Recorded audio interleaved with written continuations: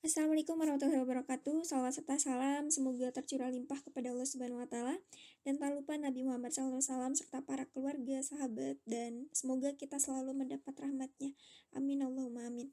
Pada kesempatan kali ini izinkan saya memaparkan salah satu tugas mata kuliah saya yaitu keuangan mikro syariah dan saya akan memaparkan mengenai teori pasar. Yang pertama, ada pengertian pasar. Pasar adalah suatu wadah yang dijadikan sebagai pertemuan antara pihak penjual dan pembeli yang memperjualbelikan barang dagangan sehingga memperoleh hasil kesepakatan harga terhadap barang yang diperdagangkan. Jadi bisa disimpulkan bahwa pasar ini merupakan suatu tempat bertemunya di mana si penjual dan pembeli untuk melakukan transaksi jual beli dan diakhiri dengan adanya kesepakatan harga antara si penjual dan si pembeli. Nah, menurut ekonomi Islam sendiri, pasar harus berdasarkan atas etika dan nilai-nilai syariah baik dalam bentuk perintah, larangan, ataupun himbauan.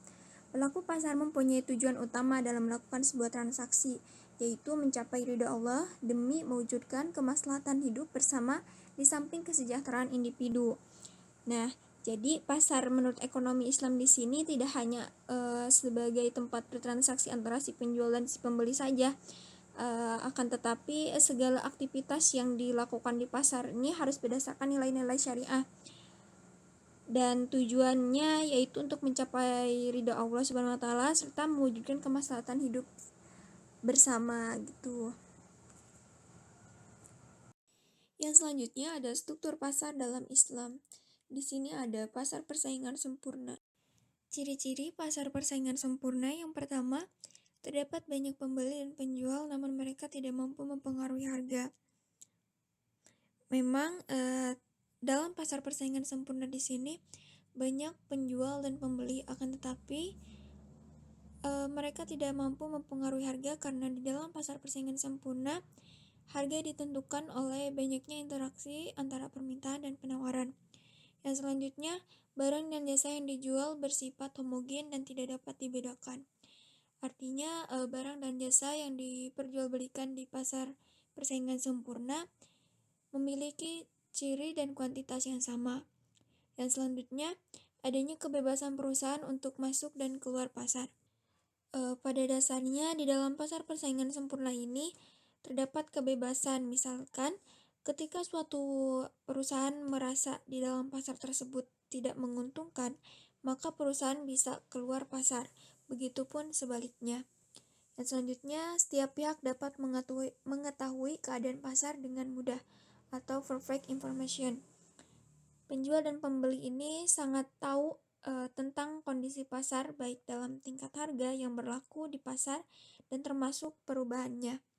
Yang selanjutnya, adanya kebebasan untuk mengambil keputusan. Artinya harga barang dan jasa terjadi dan disepakati karena interaksi permintaan dan penawaran di pasar. Penentuan harga pasar persaingan sempurna. Yang pertama ada pasar persaingan sempurna jangka sangat pendek. Pada pasar persaingan sempurna jangka sangat pendek ini, produsen tidak bisa merubah jumlah output yang ditawarkan di pasar karena tergantung dari besar kecilnya permintaan pada suatu barang. Jadi penawaran gak mungkin merubah karena barang harus dijual dalam waktu sangat pendek. Yang selanjutnya, pasar persaingan sempurna jangka pendek. Mengenai laba maksimum, produsen bisa mendapatkannya kalau harga output sama dengan penerimaan marginal dengan biaya marginal. Pasar persaingan jangka panjang, perusahaan menyesuaikan seluruh inputnya agar sesuai dengan kondisi pasar. Kebaikan dan keburukan pasar persaingan sempurna. Yang pertama ada kebaikan, yaitu harga terbentuk atas dasar interaksi antara permintaan dan penawaran. Misalnya, kalau produsen memproduksi barang di atas harga pasar, pada pasar persaingan sempurna yang kita ketahui barangnya bersifat homogen atau sama, maka perusahaan itu akan rugi karena pastinya pembeli bakal milih yang lebih murah. Yang selanjutnya, produsen bebas untuk memilih masuk atau keluar pasar dengan mudah. Juga tentunya para produsen ini bisa bebas milih masuk atau keluar pasar.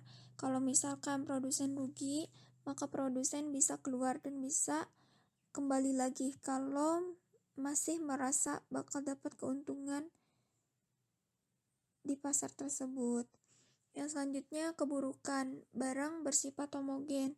Nah, dengan barang yang tersedia bersifat homogen di sini, pembeli terbatas dalam menentukan pilihannya.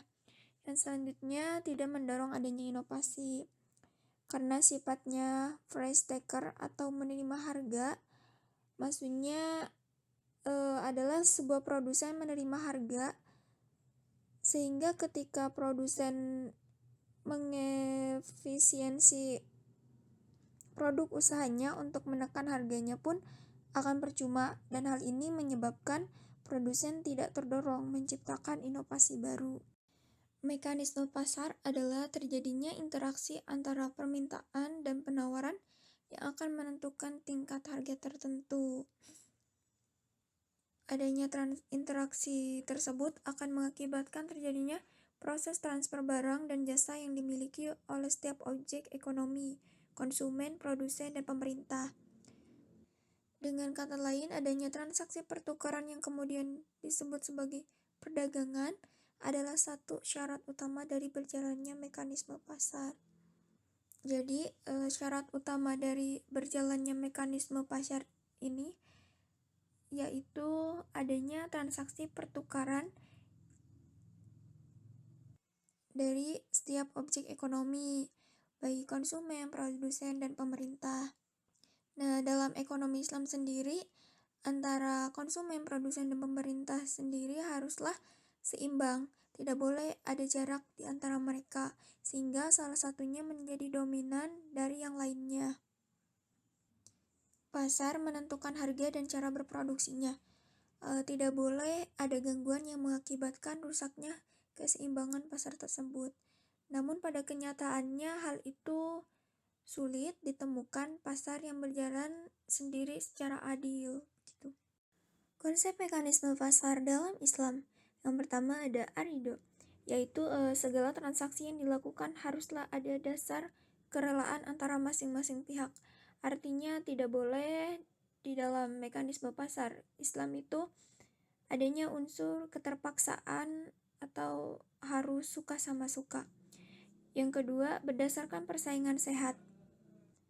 Mekanisme pasar akan terhambat bekerja jika terjadi penimbunan atau ihtikar atau monopoli. Jadi dalam mekanisme pasar dalam Islam di sini tidak boleh adanya penimbunan atau ihtikar atau monopoli. Yang selanjutnya, kejujuran. Kejujuran di sini merupakan pilar yang sangat penting dalam Islam, sebab kejujuran adalah nama lain dari kebenaran itu sendiri. Islam melarang tegas melakukan kebohongan dan penipuan dalam bentuk apapun, sebab nilai kebenaran ini akan berdampak langsung kepada para pihak yang melakukan transaksi dalam perdagangan dan masyarakat secara luas. Yang selanjutnya, keterbukaan serta keadilan. Pelaksanaan prinsip ini, transaksinya dituntut untuk berlaku benar dalam pengungkapan kehendak dan keadaan yang sesungguhnya. Jadi semuanya harus dijelaskan, harus dikatakan dengan sejujur-jujurnya dan keterbukaan.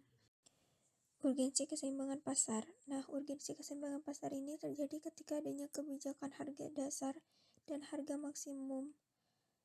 Maka peran pemerintah di sini perlu menetapkan kebijakan harga dasar maksimum pada beberapa jenis barang yang diproduksi dan dikonsumsi masyarakat agar terjadinya keseimbangan pasar.